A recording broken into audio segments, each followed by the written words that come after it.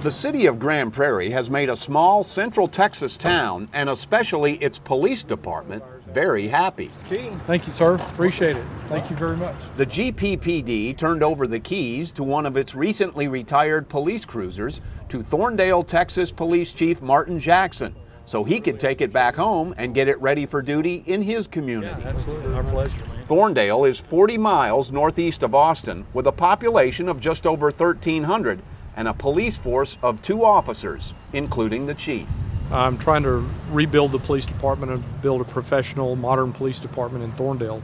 And our department just doesn't have the budget to be able to acquire new vehicles or surplus vehicles as well. And so I reached out to the chief. I had met him through Special Olympics torch run and asked him about the possibility of obtaining a vehicle from the city. I applaud our city manager for allowing us to do this. We were going to auction this vehicle off and we weren't going to get a lot of money for it. Now we can put it into service to help another community, and it'll last years as a patrol vehicle, and it'll create much more value than simply getting a few $100s for it in an auction. This is the second time in the last year that Grand Prairie has donated a retired police vehicle for use outside its own department.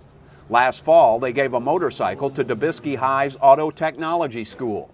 The students there customized it for competition, and it ended up taking first place for Best in Show at the State Skills USA meet in March. It wound up being a great tool for the kids at that school to learn. That's the great part about this. We know where the vehicles we're going, and we know how important it is for the city of Thorndale to receive this and how grateful they are.